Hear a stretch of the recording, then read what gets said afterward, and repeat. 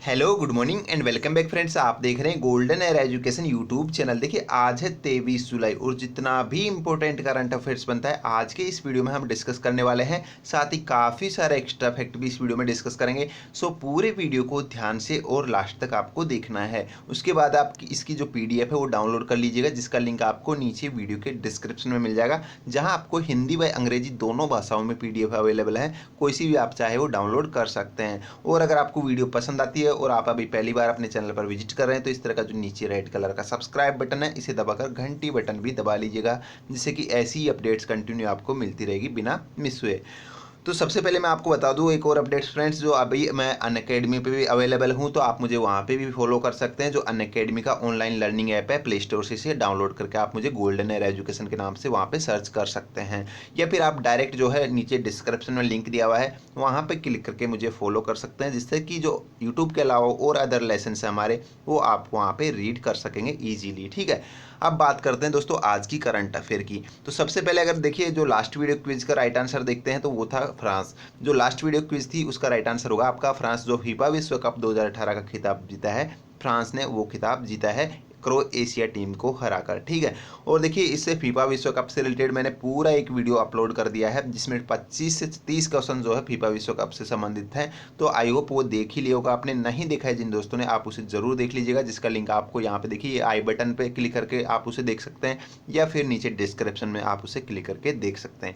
तो शुरू करते हैं। देखिए आज का जो करंट अफेयर है, हमारा फर्स्ट क्वेश्चन है फ्रेंड्स आज का। हाल ही में वैज्ञानिकों ने धरती के इतिहास में एक नए युग की खोज की है, जिसके संबंध में कौन से कथन सही है?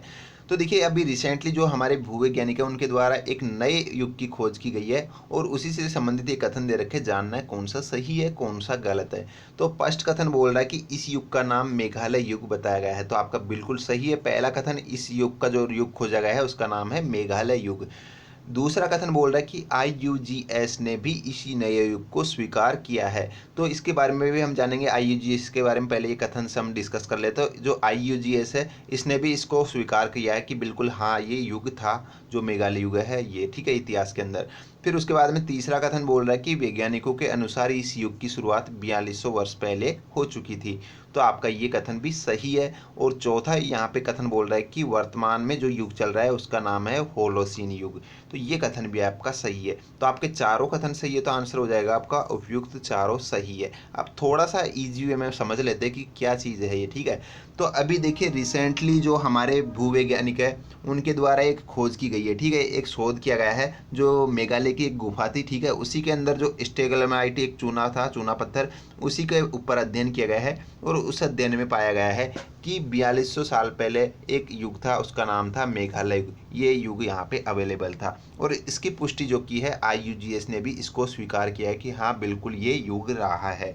IUGS की, ठीक है, तो IUGS का फुल फॉर्म होता है international union of geological sciences का फुल फॉर्म होता है, यानी कि एक संस्था है, इंटरनेशनल संस्था है, और ये सारी चीज़ें जो है अप्रूव करती है, जितने भी ये मतलब कि जो जांच व खोज वगैरह की जाती है वैज्ञानिकों के द्वारा उसकी। ठीक है, इसकी स्थापना हुई थी 1961 में, इसकी स्थापना हुई थी, ये भी थोड़ा सा आपको ध्यान में रख लेना है। फिर देखिए हमारा नेक्स्ट क्वेश्चन है आज का। जलवायु परिवर्तन मंत्रालय द्वारा सफर नामक प्रणाली को लॉन्च किया गया है, जिसका संबंध किससे है? तो आपका राइट आंसर होगा ए व बी, दोनों ऑप्शन सही है। यानी कि इसका जो संबंध है वो है वायु की गुणवत्ता की जांच करना और मौसम का पूर्वानुमान लगाना। ये दोनों कार्य जो है ये सफर नामक जो टेक्नोलॉजी है ये कार्य करेगी। मतलब कि ये जो सफर नामक एक प्रणाली लॉन्च की गई है, जो मंत्रालय है, जो जलवायु परिवर्तन मंत्रालय है उसके द्वारा, और ये सारी चीज़ें जो है इसमें मतलब कि होगी, जो वायु की गुणवत्ता है उसकी भी जांच होगी, और जो मौसम का पूर्वानुमान है वो भी इसके द्वारा लगाया जा सकेगा। देखिए एक शॉर्ट फॉर्म है ये सफ़र। वैसे इसका फुल फॉर्म की अगर हम बात करते हैं तो इसका जो फुल फॉर्म होता है वो होता है system of air quality weather forecast, इसका फुल फॉर्म होता है, ये आपको ध्यान रख लेना है। बात करते हैं, देखिए नेक्स्ट जो हमारा क्वेश्चन है, हाल ही में जारी पब्लिक अफेयर्स इंडेक्स 2018 के संदर्भ में कौन से कथन सत्य हैं? तो अभी एक इंडेक्स जारी किया गया है भारत के अंदर, जिसका नाम है पब्लिक अफेयर्स इंडेक्स 2018। इसके संदर्भ में कथन देखने कौन से सही है कौन से गलत हैं। तो पहला कथन बोल रहा है कि इसके अनुसार केरल सबसे प्रशासित राज्य है। तो इस इंडेक्स के अनुसार बताया गया है कि केरल सबसे प्रशासित राज्य है, तो ये कथन आपका बिल्कुल सही है।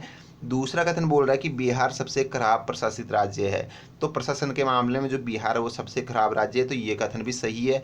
तीसरा कथन बोल रहा है कि यह रिपोर्ट पब्लिक अफेयर सेंटर्स के द्वारा जारी की जाती है, तो ये कथन भी आपका सही है। तो उपरोक्त सभी कथन आपके सही है, तो ये आपका राइट आंसर होगा। ठीक है, तो अब यहाँ पे देखिए बात करते हैं, ये रिपोर्ट आपको पता चली गया होगा कि जो ये रिपोर्ट जारी की जाती है वो जारी की जाती है जो राज्यों की जो शासन प्रणाली है, जो सामाजिक और आर्थिक विकास के आधार पर जो है ये रिपोर्ट जारी की जाती है, जिसका नाम है पब्लिक अफेयर्स इंडेक्स 2018। फिर देखिए नेक्स्ट हमारा क्वेश्चन है, हाल ही में अंतर्राष्ट्रीय एक दिवसीय क्रिकेट में सर्वाधिक तेज गति से रन बनाने वाले खिलाड़ी कौन बन गए हैं? तो आपका राइट आंसर होगा फ़खर जमान। ठीक है, फ़खर जमान जो कि पाकिस्तान के ही एक बल्लेबाज है, और ये जो सर्वाधिक तेज गति से रन बनाने वाले खिलाड़ी बन गए हैं अंतर्राष्ट्रीय एक दिवसीय क्रिकेट के अंदर।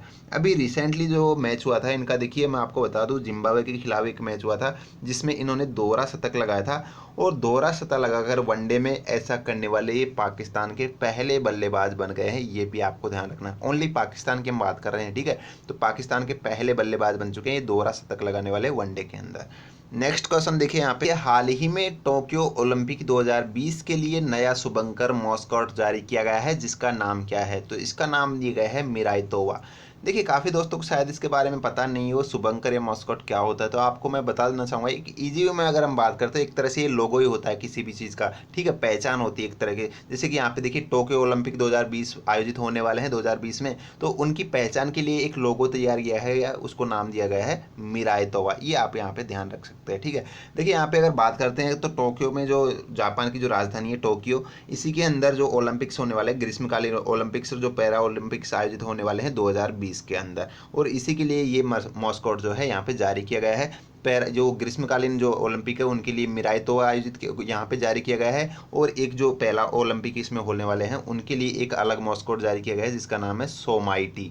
सोमाइटी नाम से पैरा ओलंपिक के लिए जारी किया गया है। देखिए इसका जो मिराई तोवा का हिंदी वर्जन में अगर बात करते हैं, हिंदी में इसका मतलब होता है अनंत भविष्य, इसका हिंदी में बात मतलब होता है। ठीक है, देखिए हमने बात की है यहाँ पे जापान की जो राजधानी है टोक्यो, और इसकी जो करेंसी है वो है एन, यहाँ की करेंसी, ये भी आपको ध्यान रखना है। और ये जो टोक्यो ओलंपिक जो आयोजित होंगे 2020 में, ये 33वें ओलंपिक्स होंगे, और ये 24 जुलाई 2020 से शुरू होने वाले हैं। ठीक है, नेक्स्ट क्वेश्चन देखिए अपना, हाल ही में एशियन जूनियर बैडमिंटन चैंपियनशिप 2018 में भारत ने गोल्ड मेडल जीता है, जिसके संदर्भ में कौन सा कथन सही है?